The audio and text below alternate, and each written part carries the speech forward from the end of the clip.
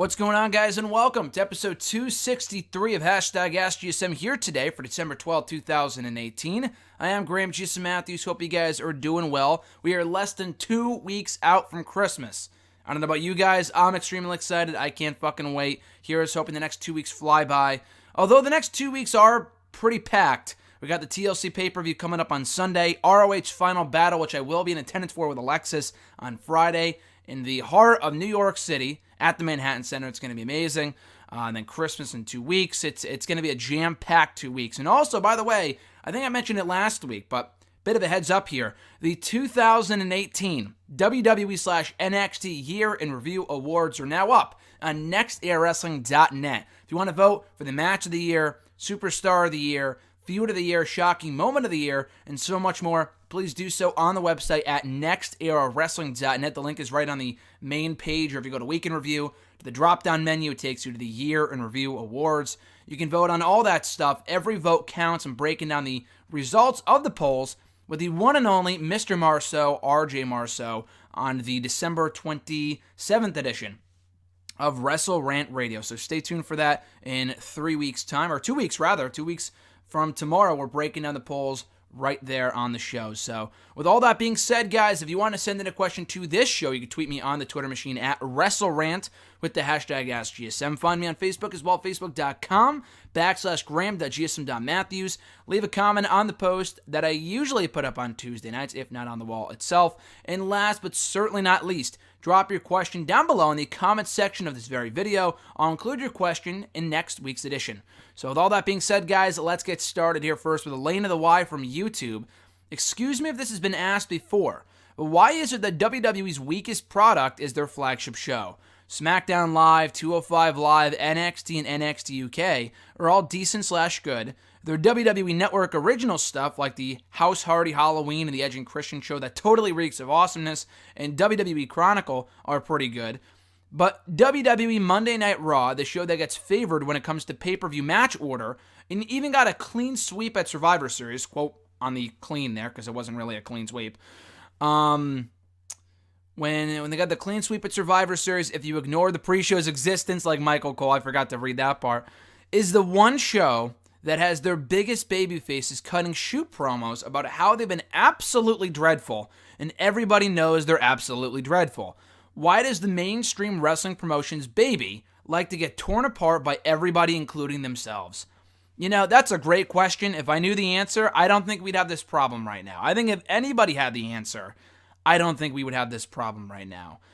What was concerning to me, that I feel like a lot of people agreed with me on, based on how many likes and retweets that tweet got on Monday, I tweeted right after Raw started, when Rollins was going off about how bad Raw is, talking about the Lucha House Party rule shit, and the Revival, and the urination shit, and Baron Corbin, and blah, blah, blah, blah, blah. All the common criticisms that we've had of Raw for weeks and months now, Rollins repeated in his promo on Raw this week. That being said, that makes it even that much worse. If the company is aware of the issues that the Raw show is dealing with, they are well aware of the problems that this program has, and they are doing nothing to fix them. Absolutely fucking nothing. They do that shit, and then a little later on in the show, they pull that the same dumb shenanigans with the Elias and Lio Rush match, with the heel shit and the shenanigans, all this other bullshit with the Heath Slater referee garbage. They acknowledge the fact that Raw sucks. Seth Rollins even says Raw sucks. And then they just go ahead and do the same shit again anyway. Again, not much is going to change with one episode. I am well aware of that. But still, they obviously are hearing what people are saying about the show. They're reading the reviews.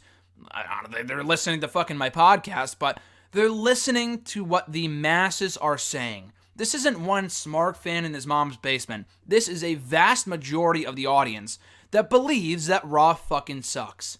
Even the most casual of casual fans, including Alexis, is well aware that Raw is fucking terrible from week to week. And that's saying something. So again, when it comes to Raw, it's amazing. Because like you said, they have all these other great shows on the network. SmackDown Live is the very next night. It's a different brand. Apparently it's not closely as under the watchful eye of Vince McMahon? It must not be, because the show is so much more fucking better than Raw. You look at the feuds they have, the matches they have every week. Mustafa Ali and Daniel Bryan in the opening of Tuesday's SmackDown was better than anything I've seen on Raw in weeks.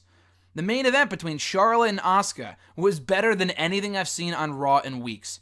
And that includes the fucking TLC match we had in the main event of Monday's Raw. So again, how can this company continue to produce awful programming every fucking Monday, yet they have other shows that are 10 times better than that? It's just amazing to me. It continues to blow my mind that NXT is still under the same umbrella the WWE is. I know it's run by a different person, Triple H, and he has at least a inkling of an idea of what he's doing down there, but still, it's still the same guy signing the paychecks. It's still the same guy at the top of the food chain, yet he's allowing Raw to fucking blow. Whereas all these other shows on the network, SmackDown Live, NXT, 205 Live, NXT UK, are all significantly better. So again, I do not have an answer to that question. I'm sure that not many people, if anyone, would have an answer to that question except for Vince McMahon himself. But I did want to mention that just because, it's been brought up before, like, why the fuck is Rollins going off about how bad Raw is, but they're doing nothing to fix it? It's even worse. I think Dave Meltzer even said on Twitter this week, it reminded him of WCW. Which is so fucking true. I mean, I was not a WCW fan in its last days. I've never been a WCW fan. But that sounds like something that WCW would do. Flat out acknowledge how bad the product is before they fucking go under. Now, granted, Raw isn't going under. They just signed a new multi-year deal with the USA Network. SmackDown's going to Fox next year. They're sitting pretty. They're sitting on their pretty stack of dimes, WWE is. Vince McMahon is. They have no real reason to change the way they book their shows. Yeah, they're losing viewers. Raw continues to do record low ratings. But beyond that, they're still making fucking money despite themselves. So do they really give a shit? I mean, at some point, they're going to have to be alarmed by that. But I think no matter what, no matter how bad Raw is, it'll always have that core audience. And maybe I'm wrong. Maybe this string of absolutely atrocious episodes of Raw will scare off that core audience. I know a lot of people that used to watch on my Twitter timeline that have not watched Raw in months. Except for some of the people that review the shows, such as myself, there's a lot of people who have not watched Raw in a very, very, very long time because of how bad the show has been in 2018. Again, these are all people that were watching Raw every single week and tweeting about the show every fucking week. And nowadays, they could not give two shits about Raw, specifically because of how bad the show has been this year. So again, I hope it improves. That's all we can really hope for. We know they can be better because they have done better before with Raw, with other programming. This is the same company that's given us, the Attitude Era, the Summer of Punk, a lot of great matches and moments on Raw in the last 15 to 20 years. And even in the last couple of years, Raw has had its bright spots. But it's never been worse than it is right now, at least consistently. I can't speak for the 1995 era. I don't believe that this is the worst that Raw has ever been. I can't believe that, honestly. I'm sure it's up there. I don't know if it's the worst. I would really have to go back and watch. But still, all we can really do as fans is either A, not tune in, B, not talk about it, not click on the tweets, not watch their videos on YouTube, and not talk about Raw at all, and C, just hope it gets better and then tune in again when it gets better. I mean, again, I'm still going to watch the show. I review the shows. I kind of need to know what's going on in order to write about the shows and do this type of show. But the vast majority of people do not need to tune into Raw. They don't. And a lot of people are choosing to not tune into Raw because they know how bad it is. And they know they aren't helping anything by continuing to give these people their money by watching the show or buying this or buying that. I mean, again, don't fucking cancel the network because Raw's so bad. The network, I mean, again, that's the part that sucks, because you want to support the company for shows like SmackDown and NXT, but you don't want to support it for how bad Raw has been lately. So you're kind of stuck in a weird fix. You're stuck in a weird spot, which I get that. But I don't know. Raw just continues to blow my mind with how bad it is every fucking week. Elena's second question, not really wrestling related, but I thought it was a great question nonetheless. Random question, but have you heard about Spider-Man Into the Spider-Verse? I'm not even a superhero movie person. In fact, I wasn't even impressed by the last Spider-Man movie, referring to Spider-Man Homecoming, not Venom. But I got a friend who's been showing me the trailers and the animation piqued my interest. It's the kind of stylized animation that I want to see more big-budget Hollywood studios produce, and it helps that the early reviews for the movie have been turning out to be pretty damn great. So I'm planning to see it this Friday. I'm curious as to what your opinions are, though. So currently, no, I really don't have any desire to see the movie. I loved Homecoming. I know we're probably in the exact opposite boat on this, but I loved Homecoming. I really have no desire to see this one. It's not that I'm not a Spider-Man fan, but I'm more of an MCU guy. And yeah, I'm one of those people that only really watches the movies and doesn't fucking follow the comics. Yeah, I'm that person. Shoot me. But it's not MCU. It's an animated movie. I'm not a big animated movie person anyway. I mean, again, I'm not surprised that the reviews are great. The trailers looked really good. I saw the teaser at the end of Venom a few months ago, and it looked really good. It honestly looks really, really good. I might see it. Depends. I'm not going to go out of my way to watch the movie. Let's put it that way. I'm not going to go out of my way to watch this new Spider-Man movie. It looks good. If I hear enough things about it, like, holy shit, this is one of the best movies of the year, then maybe. But beyond that, I really do not have any desire to see, I don't think, any more movies before the end of the year is done. Before the end of the year is here. We have Bumblebee coming out. I don't give a fuck about that. I like John Cena. I watched Blockers for him, which I also enjoyed. I do not give two shits about the Transformers movies. I really don't. Those fucking... I moved past that shit like 10 years ago. I liked the first one or two with Shia LaBeouf. When you get to 3, 4, 5, 6, 7, 8, like, I don't give a shit. So, I'm not watching Bumblebee. Mary Poppins looks cool for families. I really don't give two shits about that. Aquaman, I could not give 3 fucks about that movie, let alone 1 fuck. I'm gonna keep my fucks. I'm not gonna give them to you for that, because I really do not give 2 shits about Aquaman. I'm sorry. But Spider-Man, if anything, that's the only real movie I think I would watch that's coming out before the end of 2018. I want to see Glass that comes out next year. Escape Room looks cool. That's all in January. So I might see Spider-Man. I love the Marvel movies. Obviously, this is Marvel. It's not MCU because obviously it's animated. So I might check it out. We'll see. It really depends what the Christmas season brings. There's a lot of other stuff I'd rather do than watch Spider-Man Into the Spider-Verse. But not because it looks bad. I just don't have any interest. It does look really, really good. But if it's not MCU, it's not Avengers 4, then as of right now, I'm probably not going to go see it. Brandon A. from YouTube, top 3 matches of the week. Let's see, going back to last week's NXT, NXT UK, from NXT and NXT UK last week, from NXT first, Shayna Baszler versus Dakota Kai was, I thought, a very good match. They've had a few good matches this year. This was probably the best of the bunch. Kai is a great ultimate underdog-like competitor. They work very well together. Baszler went over clean. Very enjoyable outing. On NXT UK that same day, I think it was episode 1. I'm pretty sure it was part 1 of last week's NXT UK. Jordan Devlin versus Flash Morgan Webster. Devlin's been fucking killing it on NXT UK recently. The match that he had with Pete Dunne that I talked about last week here on the show was fantastic.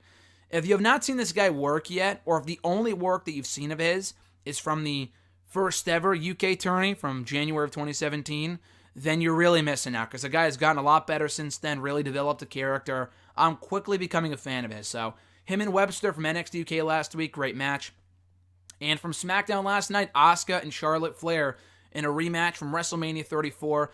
Yeah, it had a dumb non-finish, but it protected both women, hyped up the 3-way for Sunday. I thought it was a very good match and a great way to close out SmackDown on Tuesday. There really weren't many other great matches, like Impact had a solid tag team main event. I think it was Johnny Impact and Ty Valkyrie versus Moose and Tessa Blanchard. It was good, not really top 3 best of the week. The Mac and I think Jay Christ also had a good match in the opener on that show. Ring of Honor, they had Flip Gordon and Silas Young in an I Quit match. It was good. The main event I thought was probably very good. I think that's an honorable mention for this week. It was Lethal, Cody, and Castle versus the Kingdom. And then from like Raw this week, I know, Daniel Bryan and Mustafa Ali would probably be on this list too. I didn't want to include 2 SmackDown matches, so I switched it up with a NXT UK match and NXT. But yeah, Daniel Bryan and Mustafa Ali was great. Raw, not really much on that show. Corbin and Rollins I thought was pretty good. It wasn't great, but I thought it was pretty good. Probably not the top 3 best of the week, but it was pretty good. His second question, are you going to G1 Supercard MSG now? That is not the same. Now that it's not the same day, I think you misworded your question there. It's not the same night as NXT Brooklyn 5. I was already going to G1 Supercard anyway, so Funny story for you. I've been going to WrestleMania this entire time. I have not gotten my tickets yet. I put them on the Christmas list. It's one less thing for me to pay for if I get tickets to. I really want nothing for Christmas this year. I want nothing for Christmas this year except for tickets to WrestleMania. And if I don't get them, I'll just fucking buy them myself. Because I have to go to WrestleMania. I went to WrestleMania in Orlando, had an amazing time. This is the closest that WrestleMania will ever be to me in New York / New Jersey. So I'm definitely going. There's no doubt about that. I don't have my tickets yet, but I'm definitely going. So my plan as of right now, let's say this. What my plan was originally was to go to the Hall of Fame maybe on Friday. Do something on Friday to like Access or something. On Saturday, go to G1 Supercard, and then WrestleMania, and then Raw. Still going to Mania and Raw. I was going to miss TakeOver. Now, I'm the biggest NXT fan you'll ever find, but I've been to a bunch of takeovers. I went to TakeOver Brooklyn's 1, 2, and 4. I was at TakeOver Philly, TakeOver Chicago 2, TakeOver Orlando. So I've been to 6 takeovers. 6. That's a lot of takeovers. I've never been to a New Japan produced show. So I bought the tickets back in like August. I bought them a long time ago. So worst case scenario, if I wasn't going to WrestleMania, I was still going to G1 Supercard. The tickets are far from great, but I already got my tickets because I knew they were going to sell out. So I got my tickets to G1 Supercard. I think they opened up more seats. I didn't get them originally, but when they opened up more seats, I got 2 tickets to it. So got the tickets to G1 Supercard for Saturday. I knew TakeOver was that same night, but I had to decide between one or the other. I was going to G1 Supercard, even though TakeOver is going to be amazing. And then when the news broke a couple weeks ago, last weekend or whatever it was, the weekend before that TakeOver was going to be moved to Friday, probably because they didn't want to go they didn't want to go head to head with the fucking G1 Supercard show. I'm going to TakeOver. I'm fucking going to TakeOver. So I'm still going to TakeOver. I'm still going to G1 Supercard, I should say. I'm going to buy tickets to TakeOver, going to Raw and WrestleMania, and probably Access to. Yes, that's a lot of money, but then again, I spent a lot of money going to Orlando, especially with the flights. I'm not flying anywhere this time. I'm just taking a train to New York or New Jersey, whatever. So any money I would be spending towards that plane or the flight back and forth, I'm using to fucking go to Access and all this other shit. So I'm looking forward to it. Alexis and I are almost there. I got the 2 tickets to G1 Supercard. Beyond that, though, it should be an amazing time at WrestleMania, at Raw, at TakeOver. So I'll update you guys as I find out more in terms of my status for WrestleMania weekend. The plan right now is to get tickets for Christmas to WrestleMania, at least itself. If I don't get them then, I'll probably buy them soon after. I'm not waiting until February this time. But I am almost certain I'm going to WrestleMania, and I'm going to all 4 shows that weekend. Not SmackDown, though. Brandon's third question, who is the bigger success, AJ Styles in the WWE or Cody outside of the WWE? That's a great question. Oof. You really can't go wrong with either one. I want to say AJ because he's been here now for 3 years. He's been a multi-time United States champion. He walked in and walked out of WrestleMania WWE champion. He's faced Chris Jericho at WrestleMania. He faced Shane McMahon at WrestleMania. He's headlined multiple pay-per-views. He's won the WWE Championship twice. One of those reigns lasted over a year, which no one has done since CM Punk 5 years ago. And before that, no one had done since John Cena a decade ago. And before that, you'd have to go back like 25 years. So AJ's an elite company in that respect. He's had great matches in the 3 years he's been here. He's become a top household name. People love AJ Styles. He sells merch. He's really held down the fort for that SmackDown brand. And this is AJ Styles we're talking about here. It's not like some WWE produced guy like Roman Reigns or like another guy that we thought would come over like an Adam Cole or something. AJ was a guy that no one ever thought that we would ever see in WWE, let alone succeed at the level that he has. Cody always had it in him to do well. WWE just never really booked him right. So when he left WWE, he took a chance on himself. But I figured he would do well. Maybe not at the level that I thought he has in being in the Bullet Club and, winning the Ring of Honor World Championship and the IWGP United States Heavyweight Championship and the NWA World's Heavyweight Championship, all that other shit. I mean, the guy's been a huge success in 2018 alone, let alone over the last 2 years since he left WWE. And now he's a much bigger deal. But the thing is, would Cody be as big of a deal if he signed with WWE? He recently said that he turned down a deal from them, which doesn't surprise me. He shouldn't go back right now anyway. But with Cody, I think with him, that if he was to ever come back to WWE, that's the real test. Would he be the top-level guy that he is right now, or is he just a big fish in a small pond? I guess we won't really know until he inevitably comes back to WWE, whether it be alone or with the rest of the Bullet Club or the Elite, whatever, I don't know. AJ, though, has succeeded everywhere he's gone. Cody never really got that push in WWE because they never really saw him. They never really saw him at that level in WWE. I know you're talking about Cody outside of WWE, with all the championships he's won, really revolutionizing the business, joining the Bullet Club, etc., etc. But again, none of that will really, not that it won't mean anything, but if he comes back to WWE and is in the very same spot that he was in before he left, if not like a little higher, then it won't, like, it doesn't matter. AJ was the face of Impact Wrestling, a company that was fucking persona non grata in WWE for so long. They wanted nothing to do with anyone from TNA, let alone AJ Styles. The guy left TNA 5 years ago. He didn't join the company. He didn't join WWE until early 2016, and it was definitely for the better. If he came over right after TNA, I'm sure he still would have done well, but I think he would have been lost in the shuffle pretty damn quickly.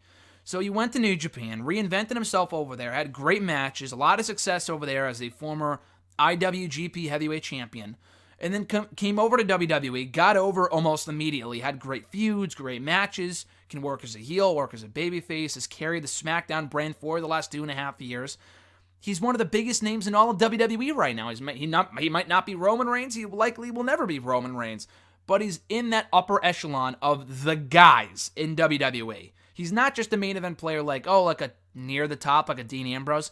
He's the fucking guy on SmackDown, and he's been the guy for a long time now. I don't know if he would have that same success if he was on Raw. That's besides the point, but he is one of the guys that if they went, if he got injured tomorrow or left tomorrow, that's a big void to fill, not only on SmackDown, but just in WWE in general. Because AJ, along with maybe Seth Rollins, can be relied on every fucking week to have one of the best matches on the show, which you really can't say a lot about many other people in WWE right now. There's a lot of guys that can go, but AJ is one of the most consistent performers in the entire organization. So I got to go with AJ. Cody's right up there, but again, with Cody, I am hesitant to say him just because if he comes back, again, we won't really know. Because Drew McIntyre is a prime example. He's a guy, like if you said, who's the bigger success, AJ in WWE or Drew McIntyre outside of WWE? Yeah, the guy had a lot of success in Impact and other UK-based promotions when he wasn't in WWE, Drew that is, but he was a loser in WWE. He never reached the level of success that he should have. Same with Cody, but McIntyre came back and has been a pretty big success story since he came back to WWE. A former Raw Tag Team Champion, a former NXT Champion, well on his way to becoming Universal Champion. He's only lost like 2 matches in the last 2.5 years that he's been, or the last year and a half that he's been with WWE. One in NXT to Andrade Cien Almas, and one to Dolph Ziggler, which shouldn't have happened, but whatever. That's it. The only 2 singles matches he's lost in the last year and a half were to those 2 men. Beyond that, McIntyre has been undefeated in singles action. He's gotten over. He's great in the ring. He's a very good character, very compelling, one of the bright spots of Raw every single week.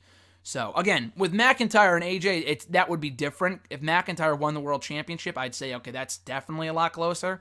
But for right now, between AJ and Cody, I got to stick with AJ.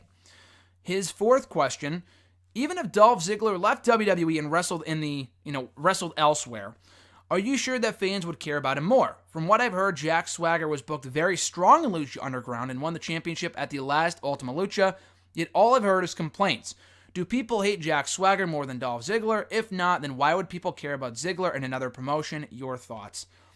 It's a weird thing, because you have people like Swagger who leave, who really should have left years ago. The guy was beaten down like a drum. It gets to the point with people, I think, in WWE, where you book them so horribly for so long, it gets to the point where people don't care.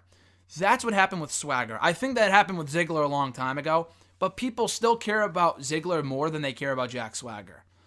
Swagger didn't really have many good runs before he left. He turned babyface 3 or 4 years ago in 2014, but That lasted for a cup of coffee. Beyond that, the guy was damaged goods for years.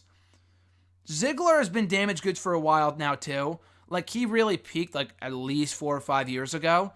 But at least he's still turning out good matches and good feuds. He won the Intercontinental Championship this year. He was a Raw Tag Team Champion for a time, too. So, I mean, at least Ziggler's in a better boat than Swagger was before he left. Swagger wasn't even on fucking TV. There have been points where Ziggler wasn't on TV either on SmackDown last year. He won the United States Championship about a year ago, albeit for like a day or two, but it was an accomplishment nonetheless. So with Ziggler, he's in a much better boat right now than Jack Swagger. I think people still see Ziggler as like a Cody. We just got done talking about Cody. Cody was a guy that had got to the point where it was pretty apparent he was not going to get above a certain level in WWE. People didn't care about him, but that wasn't his fault. Swagger just looked like he hasn't given a shit in years. Ziggler is the same thing too. He looks like he has not given a shit in many, many years. I mean, maybe this year's the exception, but prior to that, the guy looked like he was phoning it in every fucking night. And I could not give two shits about Dolph Ziggler. I still could not give two shits about Dolph Ziggler, but at least he's in a better boat now than he was a year or two ago. But with Cody, going back to Cody for a moment, he was Stardust. Who gave a fuck about Stardust on his own? No one gave a shit. The guy was a loser. He was facing fucking R-Truth on WWE Superstars every week. The guy was going nowhere fast. He took a chance on himself, he left, and it worked out for the better. And the guy's still relatively young. The thing with Ziggler, he debuted in WWE around the same time as Cody. As Dolph Ziggler, I know he was in WWE before that as like the fucking caddy and the Spirit Squad and whatever. So it's not like Cody was only there for a few years and left. Cody was there for like a decade too. He was there for a very long time. Ziggler has been there for a very long time. He's been there, I think, on the main roster for 10 years this month. He made his in-ring debut on Raw 10 years ago this month, which is fucking crazy. But that being said, though, with Dolph Ziggler, I still think he can achieve success outside of WWE. I just don't think he wants to. It's not a matter of whether people will care about him or not.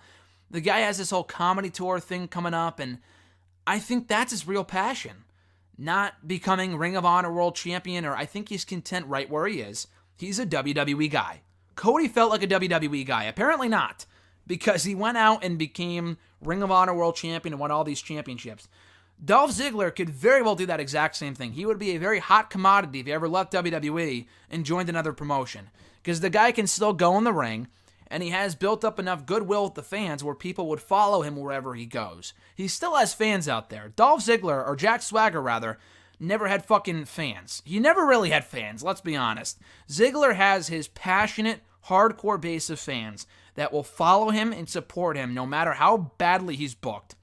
It's a lot fewer fans than there were a few years ago, but he still has his fan base nonetheless. I do not remember, I still don't remember seeing, and even recently, any Jack Swagger fucking fan sites or fan Twitter accounts. Did anyone really give a shit about Jack Swagger? When was the last time that you cared about Jack Swagger? What, 4 or 5 years ago? Ziggler, people still remotely care about? I mean, again, I know it's kind of like hypocritical to say, oh, Ziggler would be successful outside of WWE. I think, not saying that he would be, I think he could be, not that he, will be or whatever. Swagger, I don't know, just him as Lucha Underground champion, I know they've built him up very well in that promotion, but Jack Swagger's fucking Jack Swagger. It's the same guy from 10 years ago. It's the same fucking guy. And the guy can go in the ring, but Swagger was never really that exciting anyway. Ziggler could have been that guy. Cody could have been that guy. Jack Swagger was never going to be the guy in WWE. Maybe for a cup of coffee when he first showed up 10 years ago as like the prodigy on ECW. Then I was a fan of Jack Swagger. Beyond that, though, going into like 09, 2010, 2011, no one ever gave two fucks about Jack Swagger. The guy was never world championship material. Ziggler was and still could be world championship material, maybe outside of WWE. He just needs a fresh coat of paint and a change of scenery. That's all. Jack Swagger, a dead duck is a fucking dead duck. It doesn't matter what form of water you put him in, he's going to sink either way. Ziggler can still swim. Maybe not in WWE, but maybe whether it be Ring of Honor, I doubt New Japan would pique his interest. I doubt the guy's going to be flying over to Japan every week. But, again, I didn't think Cody would do that, and he did, so I don't know. Ring of Honor, New Japan, Impact, like, I don't know. I think the guy would do well for himself outside of WWE. I don't think he cares that much to go anywhere else. I think he's happy with the money he's making, which is probably a lot of money, let's face it. Maybe not like main event money, but, he's been around for a long time. They use him for media. They use him for, talent relations like stuff, and he's able to still do his comedy shit on the side. So the guy's sitting pretty. Who cares if he's not in main events? Who cares if he's not world champion? Who gives a fuck? The guy is, he's doing well for himself. Maybe not great, but he's coasting by. Which, in a perfect world, if he's making money, who the fuck am I to say, go to Ring of Honor, well, you'll make less money? I think he would make just as much money, if not more, than Cody, because he's a much bigger name than Cody ever was in WWE. That's just purely my opinion. But, yeah, I think in WWE his time has come and gone many times. I don't think he's ever going to get back to that level ever again, nor should he. But I think he would fare better than Swagger, because Swagger just, he was never going to be the guy. Like a Ryback, he fucking fizzled out years ago. I like Ryback, but the guy has done nothing since he left WWE 2.5 years ago. He's been working indie shows against all the local losers. That's about it. He was not really made for the indies. Ziggler, I think, could do well in the indies. I'm not sure if he would want to go to the indies, though. That's really the question, I think. Jeremy B. from Facebook, his question was, do you think Mustafa Ali should become a regular on SmackDown and be the one to win the United States Championship from Shinsuke Nakamura? That's not a bad idea. I think Mustafa Ali and Nakamura can have some fun matches. But the thing is, anyone can have a fun match with Nakamura. Fucking Jeff Hardy could. Rey Mysterio could. I think anyone can work well with Shinsuke Nakamura. The problem is that the guy it feels like he doesn't care. And it's hard to blame him just because they booked him so badly in the main roster. But then again, it felt like he was phoning in his performances even before they started booking him badly. Go back to WrestleMania 34. His match with Styles, while very, very good, if not great, was not the 5-star classic it should have been. And that does fall on AJ Nakamura. Part of it falls on the creative, but a lot of that match falls on Nakamura and Styles. I don't know if they held back on purpose because they knew the feud was going to continue. I doubt it. It's fucking WrestleMania. You don't hold back on WrestleMania. The match was great, but Nakamura really felt like he's really felt like a shell of his former self ever since he left NXT. So anyway, going back to your Ali question, I think Ali would do very well in that role. I guess we'll see next week if it's a permanent call-up or not to SmackDown. I think he can be what the Lucha House Party, what Lio Rush and Drake Maverick are to Raw. He can be that to SmackDown, where he's a regular on SmackDown, but he still appears, frequently on 205 Live. I see nothing wrong with that. And I hope that's the case. I think Ali would do very well for himself on SmackDown. The guy is one of the very best in the entire company. So I'm hoping that is the case. I guess we'll soon see. But yeah, an Ali Nakamura program I think would be great. If it's not Nakamura and Nakamura and who else is in the running right now for a championship shot? Rusev, been there, done that. Fucking move Ali in that position instead. Rey Mysterio Nakamura would be fun too, but Ali's a fresh face, and that would be a great way to get him over from day one, is to give him that United States Championship. It's not like Nakamura's doing anything with that championship anyway. He has done diddly squat as champion since he won it. Since he won that title back in July, 5 months ago. The guy has done nothing as champion. No memorable feuds, no feuds at all. The guy's done nothing on SmackDown. He's fucking been treading water ever since. So I think Ali in that role would be much better off than Nakamura. FD from Facebook, his first question was, do you consider Season 2 of the Mixed Match Challenge to be the most convoluted and disjointed tournament WWE has ever put up, ever, with superstars getting pulled out of their partners almost every single week? I think you mean because of injuries, like getting pulled out of the tournament, whatever. Will these chaotic changes affect how WWE is planning for a possible Season 3? God, I hope they didn't do a third season. God, I really fucking hope they do not do a third season. They do not need a third season. The show is pointless from the get-go, but the second season was such a waste of time. The first time, if they wanted to raise money for charities, that's cute and all. They didn't do that this time. They didn't even announce what was on the line until a few weeks ago, when they said the winners get an all-paid vacation. Who gives a fuck? And the final spots in the Royal Rumble. Well, as of right now, the final spots in the Rumble are either going to R-Truth and Carmella or Jinder Mahal and Alicia Fox. Talk about a shitty situation. Nothing says excitement quite like Jinder or R-Truth coming out at number 30 in the men's Royal Rumble. Riveting stuff, WWE. Riveting fucking stuff. Anyway,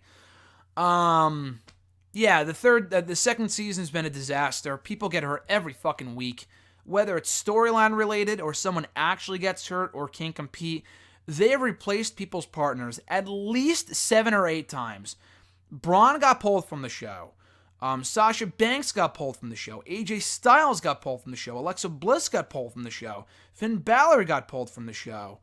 That's just a few. There's been a whole lot more. I can't even remember who else was supposed to be on the show. Miz and Asuka stayed intact. I mean, that's still a lot as of like right there, but there were a bunch of people that were supposed to be on it. Who else? I mean, I know there were a bunch. I'm trying to think of like the teams. Who else is still on the show? Carmella and R-Truth stayed intact. Mahal and Fox stayed intact. Who else got bumped? Rusev and Lana stayed intact. Kevin Owens was supposed to be on the show. He got bumped because he got hurt. Yeah, it's been a fucking disaster. It's been an absolute disaster. So yeah, the second season has sucked. The finals are probably going to suck, and I really hope they do not bring it back for a third season. What a waste of time.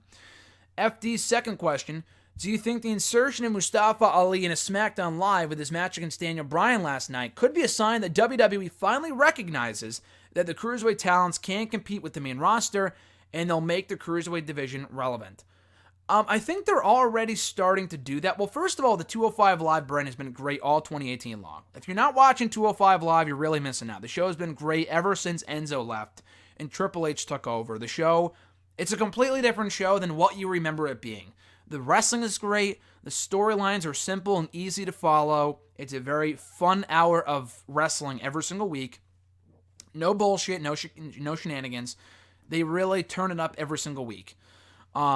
I think it's cool they're adding Cedric Alexander and Buddy Murphy to the TLC card. It very well might end up on the kickoff show, mind you. But baby steps, because they only really had the Cruiserweights at the Big Four pay-per-views. They had them at WrestleMania, SummerSlam, Super Showdown, but that was like an international event, so it doesn't really count. And then Survivor Series. But TLC is not international. That's not a Big Four pay-per-view. So again, baby steps. It's cool they're adding that shit to the pay-per-views. I think the people that matter the most are finally starting to see that these guys can go and are having some of the best matches of the show. Like, they really had no reason to be a part of that Survivor Series show. They very could have well been on the kickoff and not that tag team match. But Vince McMahon realized, or whoever realized, probably Vince, because he does get, for all the shit that he gets, he deserves to be praised too for stuff like this. He put them on the main show, gave them an opportunity to shine, and they flourished. They took the ball and ran with it. So I'm hoping that they continue to end up on the pay-per-views. I'm okay with not seeing them on Raw, to be honest with you. Like, maybe in a different role, like what we see Lio Rush doing with Bobby Lashley. I'm totally okay with that.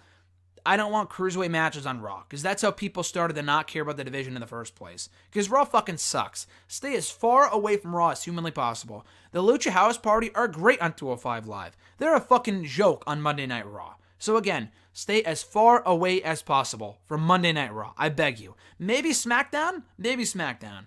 But beyond that, though, I mean, they obviously gave Ali an opportunity on SmackDown for a reason. Because they know the guy's good. They saw what he did at Survivor Series. They know the guy is very fucking good. So they gave him an opportunity against the WWE Champion. And he looked great in defeat. I thought it was a very fun match.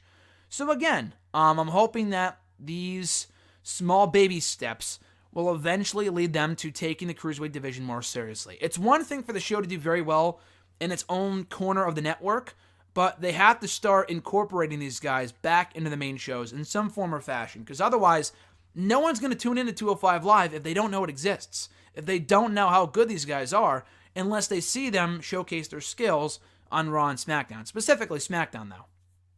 FD's third question: come 2019, who do you think will become the breakout indie star, in which rising independent talent will potentially head to NXT or perhaps the main WWE roster next year? Let's see. Who will be the breakout indie star? I couldn't tell you. I don't really watch much indie wrestling. Aside from, if you count, Impact and Ring of Honor, of course, those. But, I don't watch New Japan. I don't watch MLW. I don't watch Evolve or Progress, really. I hear some stuff on Twitter, and I read stuff online from time to time. I don't really follow it too closely to tell you, this guy's going to be a great breakout star in 2018. I really have no clue. But in terms of people I could see head to WWE in 2019. I think he just signed a 2-year contract with Ring of Honor, but Flip Gordon, that guy is great. I don't think he's going to WWE anytime soon, but I've been following him since his early career, like in early 2016, long before he ever joined Ring of Honor. And I've been very impressed with him for a very long time now. So Flip Gordon's a guy that I would keep my eye on to join WWE at some point. Joey Janela, I don't think he would ever go to WWE, but I think he might be a breakout star in the independent scene in 2019. He's done very well for himself in recent years with the whole Joey Janela spring break thing. I really do not know much else about him aside from that. Nick Aldis, he's had a great 2018 as the NWA World's Heavyweight Champion. It would be cool if he went to WWE. I think they passed on him a few years ago, but then again, they passed on AJ Styles at one point too. Not saying that Nick Aldis is AJ Styles, but I think he has it in him to be a success story in NXT if they took a chance on him. I like Nick Aldis. Some people don't. I think he's done great work as the NWA World's Heavyweight Champion in 2018. So those guys, MJF, I really don't know a lot about, but I heard him on the Stone Cold podcast. I saw him at All In, and I was impressed. The guy can go. He's a great wrestler, has like an EC3-like character, and I think he has potential. So MJF, I don't know if he would ever go to WWE. Shane Strickland, a.k.a. Not Killshot. I think it is Killshot. Yeah, Killshot from Lucha Underground, I think is WWE bound at some point. He's awesome. Killshot in Lucha is fucking great. I know he's like the current MLW champion or something, or was at one point. He's really, really good. I could see him doing very well for himself in NXT. NXT already snatched up Punishment Martinez. There was a rumor that Silas Young could go to NXT. Apparently that's not happening anymore. ACH, I wrote a whole article about that about 2 years ago, why he would be a perfect fit for that cruiserweight division. Sure enough, apparently he might be signing with WWE in early 2019. Trevor Lee, too. Who was another great talent from Impact. Is it Trevor Lee or Andrew Everett? One of the two. I think it's Andrew Everett, but I heard they want Trevor Lee, but I heard he's still in Impact. I don't remember, but yeah, those guys could be great additions to either 205 Live or NXT at some point. And Tessa Blanchard, I know she also signed a multi-year deal with Impact, I think recently, a couple months ago. I don't know if that wraps up in 2019 or 2020, but either way, she should be WWE bound at some point. I know she wants it. I talked to her on Wrestle Rant Radio last week. Check out that exclusive interview if you haven't already. It was a great episode, great talk with the current Impact Knockouts champion. Excuse me. But I think she has WWE written all over her, and whether it's in 2019 or beyond that, she will be in that company at some point. She belongs in WWE. A Charlotte Flair-Tessa Blanchard match fucking writes itself, so take my money. Next couple questions. First from @Reborn, again from Twitter. John Ritland, check out his show. Real Honesty with John Ritland on the YouTube machine. Has great content up on there. His first question was, so that whole Seth Rollins promo from Raw where he blamed Baron Corbin for everything bad about the show, that was just mocking the fans for pointing out the obvious, wasn't it? Yeah, it was. I guess so. Either mocking the fans or, again, I don't know what the fuck's going on, but they're acknowledging how bad the show is. Yet they are taking no strides, taking no steps in improving the show and making it better and improving on said flaws. So they're mocking the fans for pointing out how bad the show is, having Rollins be the voice of the voiceless, but they're not doing anything to improve what they're complaining about. So, yeah, I think it's partially mocking the fans and partially wanting to be, like, hip and cool, but them thinking, like, oh, they won't realize that, they won't see through the fact that, okay, if we know that we're so fucking bad, we should be doing better. Maybe they thought that we wouldn't realize that, and they thought it'd be cool, like, oh, shit, look, they're burying Raw, like, this is so cool. Like, isn't that weird to flat out tell your audience that Raw sucks? Why would anyone want to watch the show after that? If you're a casual fan and Seth Rollins, one of the biggest stars in your brand, is telling you that the show sucks and that you shouldn't be watching it, why would you want to watch? Because you would feel like an idiot if you did. So it's kind of a lose-lose. But anyway, John's second question. Based on how Mustafa Ali wrestled on SmackDown yesterday, how far do you think the company will actually push him? I don't think he'll ever be a world champion in this company. I mean, Daniel Bryan's the current WWE champion, so anything can happen, I guess. I think he could be a really fun mid-card talent. I really do. Maybe an upper mid-card, but definitely mid-card. The guy's better than fucking, whatever Zack Ryder is, like never even being on Raw. Like, he's a lot better than that, of course, and I think he'd be a great addition to the SmackDown roster and could be a great, as Jeremy said earlier, United States champion. I think he'd be a great fit for that United States championship. So yeah, I would go with him in that role, but yeah, I think the company would go far with him, knowing how good he's gotten. He's always been good in the ring, but like at least on the microphone, he's gotten a lot better. His character work in 2018 has been great. I was never the biggest Mustafa Ali fan, but he's done some awesome work in 2018 on the mic with video packages and vignettes and stuff like that, where I would hope the company took notice and they'll run with him at some point, as a notable guy on the SmackDown brand, at least in the mid-card division. John's third question here. I know you don't watch a lot of New Japan, but I'm curious. Have you seen the Wrestle Kingdom 13 card? And if so, what are your thoughts? I've seen a few matches announced. I know it's Okada, I think. I think it's Okada and Jay White, which makes sense based off what I've seen from those two. Their feud in the last couple of months. That should be a great match. I know Cody's defending the U.S. Championship against Juice Robinson. I believe that's a rematch because Cody beat Robinson for the belt a few months ago. So that should be good. I think it's Tanahashi and Omega, if I'm not mistaken, for the top title. That should be good too. Will Ospreay and Kota Ibushi, I think is happening for the light heavyweight championship or the open weight title, whatever it is. That should be fucking amazing. Ospreay and Ibushi could be like one of the greatest matches of all time. I have no doubt about that. That should be a lot of fun. There's a bunch of other matches. I know Kushida's on the card. I forgot who he's facing. Oh, Jericho and Naito should be a lot of fun too. So, yeah. The card looks very good on paper from what I've seen. Again, I don't think I'll watch the whole thing. But, we'll see. We'll see. I know last year I only planned on watching Jericho and Omega and the main event. But I ended up watching the whole fucking show. Or not the whole show, but like a few more matches than that. I think I ended up watching Cody and Ibushi and ended up watching the Fatal 4-Way Light Heavyweight Championship match or something. And maybe one other match. But yeah, maybe I'll watch a few matches in this year's show. I might review it. We'll see. If there's any big one blowaway bout, like I'll probably watch Ibushi and Ospreay, let's be honest. I think you'd be an idiot to know that match is happening and then not watch it. So I'm probably going to watch that one. And we'll see about the rest of the card. If I hear good things about it, I doubt I'll watch it live, but maybe after the fact I'll check it out. At The Beautiful, her Twitter name isn't The Beautiful, but The Beautiful at Lex DiGiacomo, her question was, when will Aleister Black debut on the main roster? And when do you think Raw will become a better show than what it's been recently? Because we're looking at Monday Night Snooze, if anything. Love you so much, Angel Face. So, my dear princess, here's your answer to your first question. With Aleister Black, when will he debut on the main roster? I'm thinking right after WrestleMania. I've told Alexis before, my bold prediction, that's not really all that bold, but my big prediction for 2019 is that Undisputed Era goes to Raw on the Raw after WrestleMania. I could see them sticking around beyond WrestleMania weekend in NXT. It's probably for the better they stick in NXT because Raw's been fucking terrible for a long time now. But my prediction is that they show up on the Raw after WrestleMania in 2018. And then, not only that, you have Aleister Black go to SmackDown. On the SmackDown after WrestleMania in 2000. Or did I say 2018? I'm sorry, I meant 2019. After WrestleMania 35.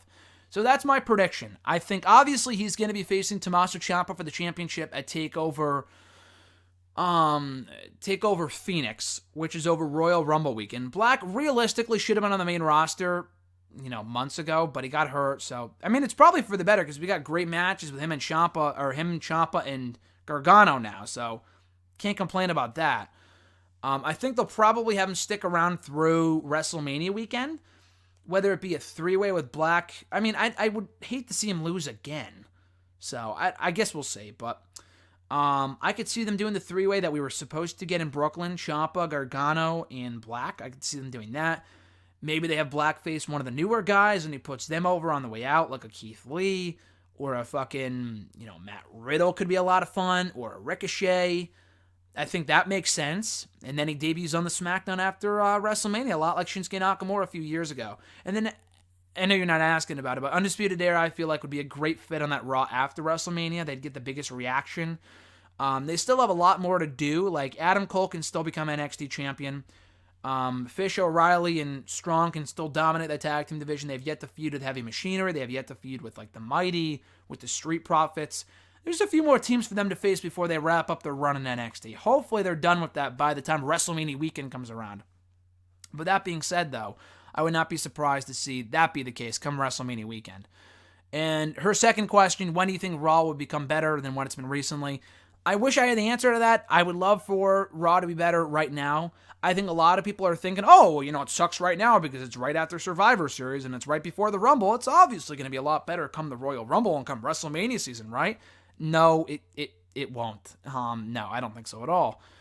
I think if they were going to do a good show, if they're going to have a good Raw, if they were going to put forth the effort, they would do it now. Why the fuck would you wait till WrestleMania season? If Raw sucks now, newsflash for you, it's going to suck in 3 months. So they better start putting forward the effort now, because if not, the road to WrestleMania, at least on the Raw side, is going to be miserable. So I really hope they kind of pick up the pace in the coming weeks.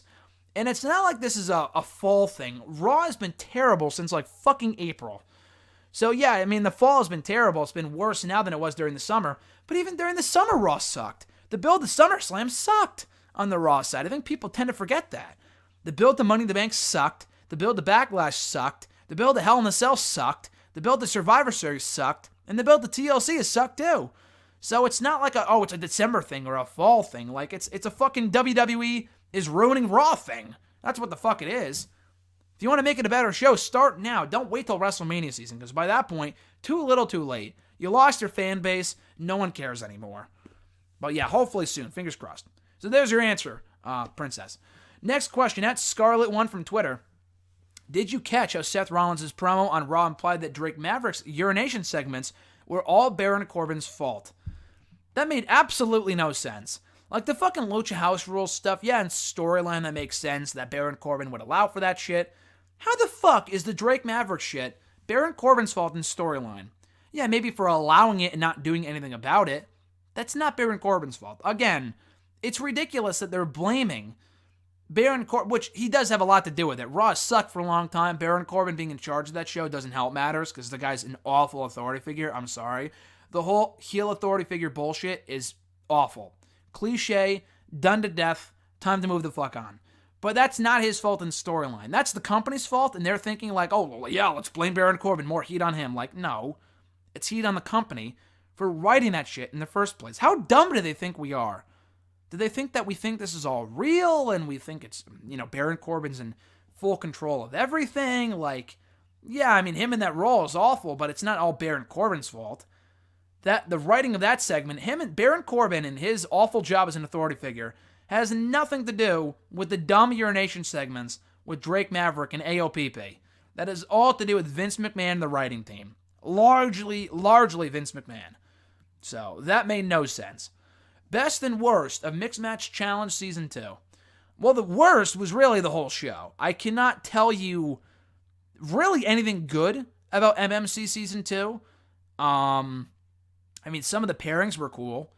Like, I liked AJ and Charlotte. I liked Miz and Asuka being brought back. I was hoping we would get Strowman and Alexa Bliss, who were one of the bright spots of Season 1. Then Alexa Bliss got hurt, so that didn't happen. Yeah, so there really weren't any good things about the show. The matches were terrible. The outcome, the finals now are fucking terrible. It's Jinder Mahal and Alicia Fox versus R-Truth and Carmella. That is what nightmares are made of, people. That is what nightmares are made of. So yeah, really the whole show has sucked. There really has not been many bright spots at all. Maybe like the long-term storytelling with Miz and Asuka, because they were undefeated all of Season 1. They came into Season 2 undefeated for a while.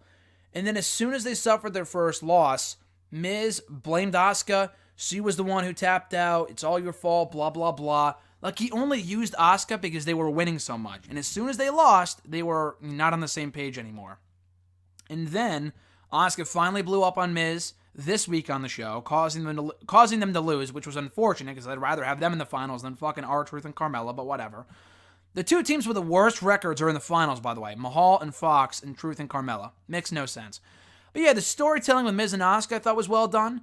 Beyond that, the show is a colossal waste of time. A colossal waste of time. So, beyond the storytelling stuff, I really cannot name any positives to come out of Mixed Match Challenge Season 2. And the last question for the day, also from Scarlet1, expected bests and worsts for TLC on Sunday. I mean, obviously we won't know till Sunday, but expect it. Bests, let's see. Obviously the women's TLC match, I think that should close the show. I think it'll be the best match on the show. It's got to be the main event. I am more excited for that than anything else on the show by a fucking country mile. So that should close out the show. Rollins and Ambrose should be great. They always work well together. The WWE Championship match with Bryan and Styles should be awesome too. The three-way tag title match, Bar Usos and New Day should be great. Balor and McIntyre could be pretty good. Even Murphy and Alexander. That's a lot of matches. There's a lot of matches on Sunday that have potential to be very, very good. That's like half the card right there. So the Cruiserweight Championship match, all the others I mentioned, looking forward to those. The worsts, I mean, it's not going to be a perfect show. So the worsts for TLC on Sunday, Elias and Lashley, I think it's going to be all fucking gimmicky with the ladder match and the guitar bullshit. I hope it exceeds expectations. But as of right now, that just has fucking shenanigans written all over it. Braun Strowman and Baron Corbin. Even if Braun was 120% and he can go, that match would not be any good anyway. Braun and Corbin on paper sounds like the cure for insomnia. No thanks. Even if they book like a quick angle, because Strowman's still hurt, and they have him beat Corbin in like a 10-second squash or something, it's still going to be stupid. The mixed tag team match, Jinder Mahal and Alicia Fox versus Truth and Carmella. God, I hope that gets added to the kickoff show. That has no business happening on the main show. Could you imagine if they had Murphy and Alexander on the kickoff show, but they had the fucking mixed match challenge finals with those 4 losers on the main card? Give me a break. And then Ronda Rousey and Nia Jax, I really do not have high hopes for at all. I know I said the same thing about their Money in the Bank match. That was a different situation. Nia Jax still sucks. Ronda Rousey's really going to have to work her ass off to get as good of a match as possible out of Nia Jax. Because together, I do not see them having a great match whatsoever. We'll see. But I'm not expecting it to be anything above average whatsoever. I expect it to be full of interference with Tamina and a lot of bullshit because Nia sucks. But again, we'll see on Sunday. And that does it, guys, for today's edition of #AskGSM episode 263 here today. Thank you guys for sending in your questions as always. If you want to send in a question, you can tweet me on the Twitter machine at WrestleRant with the #AskGSM. Find me on Facebook as well at facebook.com/gram.gsm.matthews. Leave a comment on the post I usually put up on Tuesday nights, if not on the wall itself. And last but certainly not least, drop your question down below in the comment section of this very video. I'll include it in next week's edition. So with all that being said, guys, again, the Christmas countdown continues. We are less than 2 weeks out for one of my favorite days of the year. Super pumped for Christmas on the 25th, of course. We have TLC Sunday, Final Battle on Friday, which I will be in attendance for with Alexis and her brother. It's going to be an awesome time in the NYC. Cannot fucking wait. So until next time, guys, have a great rest of your week. I'm Graham GSM Matthews, and I'll catch your ass down the reindeer road.